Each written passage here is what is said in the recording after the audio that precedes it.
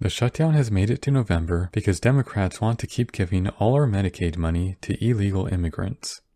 Is the narrative still desperately being pushed by Republicans? There is a lot to debunk here, but let's start with the most important one. Are Democrats protecting Medicaid funding for undocumented immigrants? Technically, yes, but not directly. Democrats want two things: extend the Obamacare subsidies to keep premiums from going way up, and repeal some Medicaid restrictions that Republicans passed earlier this year. That's where the Medicaid for Immigrants thing comes from. Emergency rooms are required to treat everyone regardless of financial or immigration status, and for treating patients who can't pay, those hospitals are reimbursed in part by the federal government, using Medicaid funds. According to the CBO, about $16 billion of Medicaid spending went toward treating undocumented immigrants across 3 years, so $5 billion a year. That means undocumented immigrants account for less than 1% of Medicaid spending. It's a complete non-issue. That's like blaming NASA for the budget deficit, which is also something Republicans did, because that's how they sabotage successful public programs. They find some minuscule bit of spending that they don't like, and they leverage that into defunding or privatizing or just scrapping the program altogether. That's the strategy behind the fact sheet put out by the White House. They have this handy little chart showing all the ways Democrats want to keep spending Medicaid funds on immigrants. Notice that most of these are aimed at non-citizens in general, because Republicans don't actually care if you went through the proper processes, they just hate immigrants, the non-white ones at least. Only one of these is specific to undocumented immigrants, and since it's aimed at emergency care, it really just punishes the hospitals that are required by federal law to provide treatment. The one I really want to dig into is this California loophole.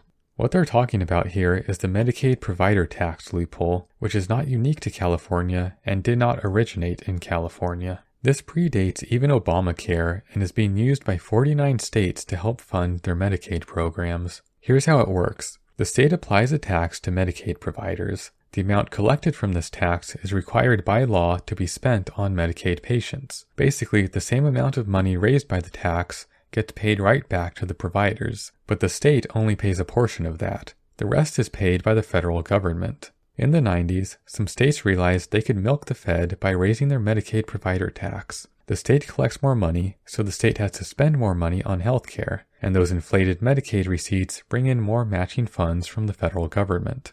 The leftover tax funds can then be spent elsewhere by the state. That's the part that Republicans claim is money laundering, because any spending Republicans don't like is called money laundering now. There is a cap on how high the provider tax can be, and every increase has to be approved by the federal government, so there is a limit to how much states can abuse this. But this is how every state besides Alaska has been supplementing their Medicaid programs for decades now. Because everything in the US needs to be privatized and then subsidized to create the absolute dumbest, most inefficient mess of a system, lest we risk doing a socialism and actually helping people. This video is not about single-payer healthcare, but I do think it's worth noting that a proper national healthcare system would solve all of this. The subsidies, the premiums, the 50 different state-level programs, but Democrat leaders won't even support anyone who supports nationalized healthcare. So instead, we have states relying on this loophole to help get federal funding for their Medicaid programs. Which brings us back to the White House fact sheet. Why is Trump specifically targeting California for something that 48 other states are also doing? Because California is a solid blue state. Because California has the largest immigration population in the country. Because California opens their programs to immigrants instead of hunting them down. And because of that, California has the most robust economy in the country and contributes tens of billions more into federal funds than what they take out. All of which serves as a real-world counter-argument to the Republican rhetoric about immigrants destroying the country. That is why Trump only wants to stop the provider tax loophole for one particular state. Also, because red states rely on this loophole a whole lot more than California does. Here's a chart from the Hilltop Institute using data from the Kaiser Family Foundation. States are sorted by how much of their federal Medicaid funding comes from this provider tax. Of the top 10 states, only one voted for Kamala. 8 of them voted for Trump by at least a 10-point margin. Then there's California, way down here. And after all those Medicaid cuts that Republicans insist on keeping, According to the White House's own fact sheet, they would be saving just under $20 billion a year. Republicans want your premiums to skyrocket, they want to discourage emergency rooms from treating undocumented immigrants, and they want to punish every non-citizen in the country, all to shave a whopping 3% off federal Medicaid spending. That is why the government is shut down. My concern here is, what's the breaking point for Republicans? Democrats only have one big ask, and that's the healthcare subsidies. I don't think Democrats have to give that up.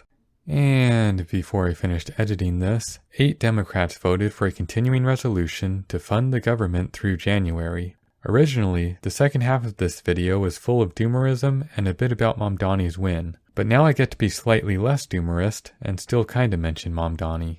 So what did those Democrats get for ending the shutdown? We'll start with the good. SNAP gets a full year of funding. That means even if the government shuts down again after January, which seems inevitable, Republicans won't be able to hold 40 million Americans hostage again while making their health insurance unaffordable. I think this is a really important detail that gets overshadowed by the continued lack of subsidies and everyone yelling at Schumer to resign for not controlling all the other Democrats. I'll be honest, I find that to be a really weird complaint. Democrat senators were the reason Obama had to drop the public option to get the ACA passed, a decision that's still causing problems to this day. Democrat senators also forced concessions on Biden's infrastructure bill. I don't remember seeing calls for the Senate Majority Leader to resign over those saboteurs.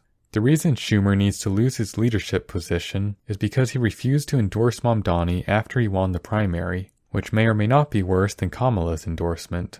Arguably the fastest rising star right now in Democratic politics is Zoran Mamdani, who is going to be elected mayor of New York City, and probably in a landslide if the polls are anything to go by. Lots of mainline Democrats have been very shy about his candidacy. They seem somewhat flummoxed by his success as a sort of talent spotter in the Democratic Party. Yeah. What do you think of him and his candidacy? And what do you think of mainline Democratic shyness and agitation about the prospect that he's going to win? Look, as far as I'm concerned, he's the Democratic nominee and he should be supported. Do you endorse his candidacy? I support the Democrat in the race, sure. It's like the current leadership are trying to lose elections here. Progressive policies are winning policies, and the Democrat base is tired of being force-fed these geriatric Nepo candidates. That is the problem with Chuck Schumer's leadership. Anyway, back to the Democrat defectors. What else did they get for us? The rest of the Republican concessions are not real concessions. Federal workers get their back pay, which is just what happens when a government shutdown ends. This is not Republicans giving something up.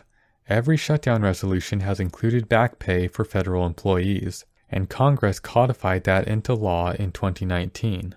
Likewise, the rehiring of all the federal workers that Trump fired during the shutdown was already being handled by a court order. So getting those employees rehired and paid is less of a concession and more just expediting the most likely outcome.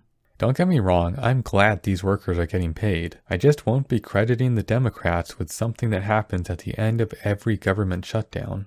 The final piece of the deal, and the one that people are so mad about, is a Republican concession on the ACA subsidies. After trying to starve out 10% of the country, Republicans have generously promised to hold a vote in the Senate on the ACA subsidies sometime before the end of the year. That's it. That's what these 8 Democrats folded for. Mind you, this whole shutdown happened because Republicans would not budge on the subsidies, so allowing a vote on them is meaningless. Embarrassing even that the 8 are trying to frame this as progress. A consequence of this continuing resolution is that Mike Johnson was finally forced to swear in Representative Grijalva, which gave Thomas Massie his 218th signature to force a vote on releasing the Epstein files. Even if it passes the Senate, nothing will change for Trump voters. In fact, Democrats just released some of Epstein's emails about Trump, and Republicans are already explaining them away. So where does this leave us? Hopefully with an emotional reprieve until the end of January, but then we're right back to what caused this shutdown in the first place, extending the subsidies. At least SNAP benefits won't be an issue next time, but other than that, Republicans can once again get what they want by doing nothing. If they don't vote for an extension in December, then insurance premiums are going to skyrocket next year. Maybe the 8 won't cave next time, but I still don't see any reason for Republicans to negotiate on the subsidies while they still have the support of their base. My hope at this point is that seeing their own premiums skyrocket will get conservative voters to demand the subsidies back. But it would be nice if we didn't all have to suffer while we wait for Republicans to figure out what the rest of us knew months ago.